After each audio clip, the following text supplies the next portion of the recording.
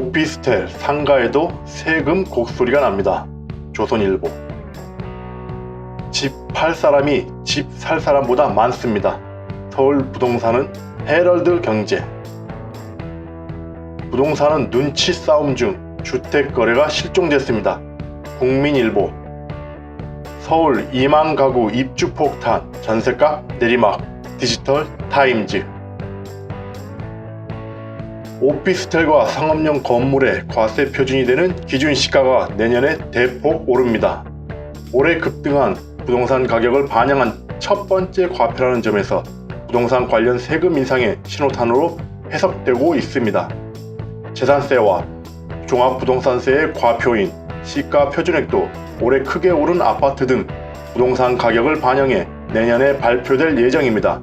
앞으로 공시가격 현실화, 세율 인상, 세제 혜택 축소 등의 조치가 줄줄이 잇따르면서 세 부담이 크게 증가할 전망입니다. 국세청은 내년 1월 1일부터 적용되는 수도권과 5대 광역시 및 세종시의 오피스텔과 대규모 상업용 건물 총 2204동 121만 5,915호의 호별 기준 시가를 20일 공개하면서 오피스텔은 전국 평균 7.52%, 상업용 건물은 7.57% 오를 것으로 전망했습니다. 이는 지난 5년간 평균 인상률의 3배 이상이며 올해 기준시가 인상률에 비하면 2배 이상 높은 인상률입니다. 오피스텔과 상업용 건물의 기준시가가 각각 8.3%, 8.0% 오른 2008년 이후 11년 만에 가장 큰 폭의 상승입니다. 기준시가는 세금을 매길 때 기준이 되는 가격으로 아파트 기준시가는 국토부, 단독주택과 토지는 각 지자체, 오피스텔과 상가 등 건물은 국세청이 각각 평가에 고시합니다. 국세청이 공개한 오피스텔과 상가의 기준시가 인상 영향을 가장 크게 받는 세목은 상속 증여, 재산의 시가를 알 수 없는 경우 고시된 기준시가를 활용해 세금을 매기는데 내년에 기준시가가 크게 오르고 신고세액 공제가 올해 5%에서 내년 3%로 축소되면서 세 부담이 상당히 늘어날 전망입니다. 서울 집값이 하락 지표가 나타나면서 주택 수요를 나타내는 각종 지수도 급락해 배경에 관심이 쏠립니다. 20일 KB국민은행 주간 아파트 시계열 자료에 따르면 지난 12일 기준 서울 매수 우위 지수는 62.1을 기록했습니다. 이달 5일 67.2보다 일주일 새 더 하락했습니다. 9.13 부동산 대책이 나오기 직전인 9월 3일 기준 171.6으로 이 지수를 집계하기 시작한 2003년 7월 이후 778주 중 가장 많았던 주택 수요가 3개월 만에 완전히 사라진 셈입니다. 이 지수는 국민은행이 서울 아파트 시세 조사 대상 중개업소를 상대로 매수자 비중을 조사한 것입니다. 0에서 200 범위에서는 100을 초과할수록 매수자가 많고 100 미만일수록 매도자가 많다는 의미입니다.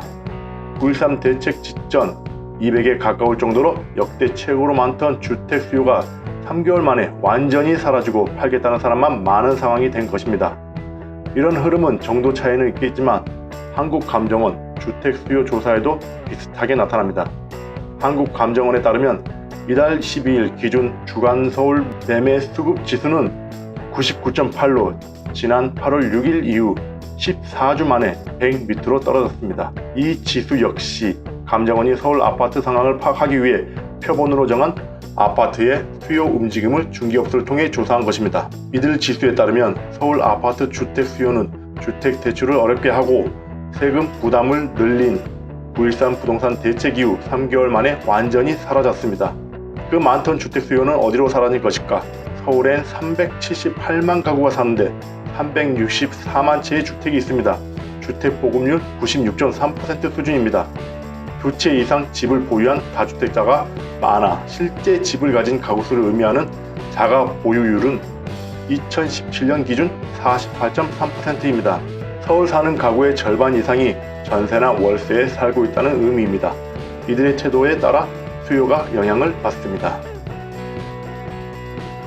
9.13 부동산 대책으로 돈줄이 마르면서 지난 12일 기준 서울 아파트 값은 1년 2개월 만에 하락세로 돌아섰습니다. 그렇지만 매물이 쏟아져 나오는 건 아닙니다. 이달 아파트 거래량은 지난달과 비교해 절반 이상 떨어졌습니다. 서울 마포구의 한 공인중개사는 시세보다 1억에서 2억원 낮은 급매물이 나와도 거래가 안된다며 대출이 막힌 상황에서 최소 내년까지는 거래 실종이 이어질 것 같다고 말했습니다. 주택 보유자들은 시장 추이를 관망하고 있습니다. 우병탁 신한은행 부동산투자자문센터 팀장은 상담 고객에게 호가가 떨어지고 거래도 줄고 있는데 불안하지 않느냐고 물으면 아직은 더 두고 보겠다고 답한다며 집값이 최근 2년 새 4억원가량 올랐으니 호가가 1억에서 2억원 내리는 정도는 손실이라고 느끼지 않는 것 같다고 전했습니다. 정부가 강력한 부동산 규제를 쏟아낸 지 2달가량 지났습니다. 부동산 시장은 숨을 죽인 채 치열한 눈치 싸움을 벌이고 있습니다. 19일 한국감정원에 따르면 이달 둘째 주에 서울 아파트값 전주 대비 0.01% 떨어졌습니다. 강남 3구로 불리는 서울 강남구, 송파구, 서초구가 하락세를 주도했습니다. 수도권인 경기도 성남시 분당구와 과천시 아파트값도 내렸습니다. 다만 큰 폭의 하락도 대대적인 매물 출현도 없습니다. 시장 흐름을 가늠하기 어려울 정도로 거래량만 줄고 있습니다.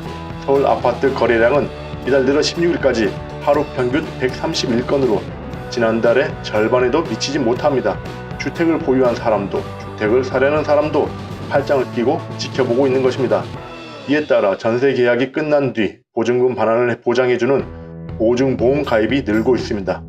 주택도시보증공사에 따르면 지난달 말 기준 전세 보증금 반환 보증 가입액은 15조 4,294억원에 이르렀습니다. 지난해 전체 실적을 6조 원 이상 넘었습니다. 주택도시보증공사의 미환수 보증금도 급증했습니다. 지난해 75억원에 그쳤던 전세 보증금 사고 금액은 올해 9월 487억 원까지 치솟았습니다. 전세 보증금 사고가 가계부채 위기의 시발점이 될 수 있다는 걱정도 나옵니다. 서영수 키움증권연구원은 전세 보증금 사고가 증가할 경우 신용대출이나 임대사업자 대출, 전세자금 대출, 주택담보대출 등 가계대출 부실화로 전이될 가능성이 적지 않다고 지적했습니다. 올해 말부터 내년 초까지 서울에서 2만 가구가 넘는 아파트가 입주를 시작하면서 전세값 추락 하락 가능성이 커졌습니다. 송파구에서만 헬리오시티를 포함해 1만여 가구가 집들이를 준비 중인 가운데 강남, 성북, 동작, 은평구에서도 1만여 가구가 연초까지 입주합니다. 새집이 늘면서 서울 아파트 전세가율은 5년여 만에 최저 수준에 떨어졌습니다. 20일 국토교통부에 따르면 이달부터 오는 2019년 2월까지 서울 내 아파트 입주 예정 물량은 총 25,797세대입니다. 실제 서울은 지난해 1월 73.3%였던 전세가율이 2년 사이 60.3%까지 떨어지며 하락 흐름을 이어오고 있습니다. 올해 누적 가격 변동률 역시 지난해보다 0.1% 떨어졌습니다. 전문가들은 전세 가격이 추가적으로 하락할 가능성이 크다고 예상했습니다. 임병철 부동산 124 수석연구원은 서울 전세는 비수기로 수요가 줄어들면서 하향 안정세가 유지되고 있다고 말했습니다. 장재현 리얼투데이 본부장도 단기적으로 입주 물량이 많은 송파나 강남 지역은 전세 가격이 더 떨어질 수 있다고 말했습니다. 하지만 장기적인 관점에서는 다시 반등할 여지도 남아있다며 서울 공급이 여전히 부족하기 때문에 김연아 국회의원실의 자료에 따르면 서울 아파트 순 증가량은 2015년 이후 3년 연속 3만 가구에 채 미치지 못했다며 지난해는 14,491가구에 그쳤습니다.